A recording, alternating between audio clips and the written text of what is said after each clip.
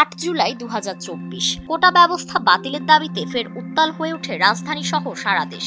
আন্দোলনকারী শিক্ষার্থীরা এদিনও পালন করেন বাংলা ব্লকেট কর্মসূচি। তবে আগের দিনের তুলনায় এদিনের কর্মসূচি আরো প্রখর রূপ ধারণ করে। শুধু রাজধানী নয়, দেশের প্রত্যন্ত অঞ্চল পর্যন্ত ছড়িয়ে পড়ে শিক্ষার্থীদের বিক্ষোভ। অবরুদ্ধ হয় রেলপথ, স্থবির হয় মহাসড়ক। ঢাকায় আন্দোলনকারী শিক্ষার্থীরা বিকেল 3:30 থেকে বিশ্ববিদ্যালয় এলাকার লাইব্রেরির সামনে জড়ো হয়ে শুরু করেন বাংলা ব্লকেট। এরপর একে একে কাঁটাবন, মিন্টু রোড, মৎস্য ভবন, বাংলা মোটর, কারওয়ান বাজার, ফার্মগেট সহ রাজধানীর 11টি গুরুত্বপূর্ণ এলাকায় অবরোধ চালানো হয়। এতে ঢাকার যান চলাচল কার্যত বন্ধ হয়ে পড়ে। এদিন আন্দোলন ছড়িয়ে পড়ে রাজধানীর বাইরেও। চট্টগ্রাম, রাজশাহী ও ময়মনসিংহে রেলপথ অবরোধ করা হয়। পাশাপাশি সাভার, গোপালগঞ্জ, বরিশাল, কুষ্টিয়া, রংপুর ও কুমিল্লায় মহাসড়ক অবরোধ করেন শিক্ষার্থীরা।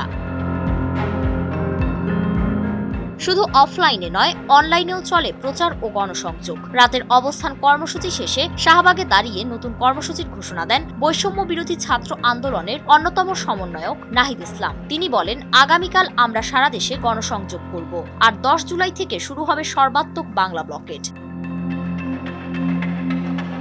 তিনি আরো বলেন, আমাদের এক দফা দাবি এখন আদালতের হাতে নেই, এটা সরকারের কোর্টে। সরকার চাইলে এখনই আইন পাশ করে কোটা বাতিলের পুনরাদেশ জারি করতে পারে। আমরা স্পষ্ট করে বলছি, অবিলম্বে আমাদের দাবি বাস্তবায়ন করুন। এ সময় তিনি হুঁশিয়ারি দিয়ে বলেন, আমাদের আন্দোলনে কেউ বাধা দিলে তাকে দাঁত ভাঙা জবাব দেওয়া হবে। সরকারের পক্ষ থেকে বিষয়টি পর্যবেক্ষণের কথা জানিয়ে আওয়ামী লীগের তৎকালীন সাধারণ সম্পাদক ওবায়দুল কাদের বলেন, কোটা আন্দোলনে কেউ ষড়যন্ত্র করছে কিনা তা আন্দোলনের গতিপ্রবাহ দেখেই বোঝা যাবে। এদিন তিনি 4 মন্ত্রী ও প্রতিমন্ত্রীকে নিয়ে একটি রুদ্ধদ্বার বৈঠকও করেন। অন্যদিকে আন্দোলনকারীরা আরো সংবদ্ধ হতে গঠন করেন 65 সদস্যের একটি কেন্দ্রীয় সমন্বয়ক কমিটি।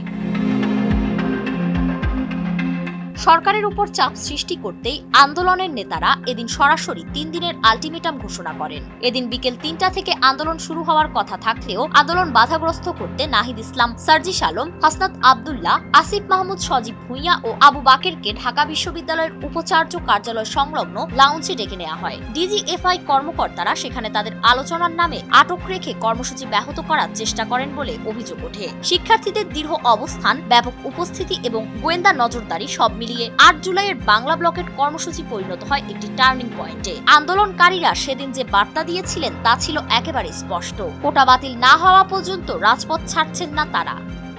ফারিন রহমান প্রীতি, নয়া দিগন্ত।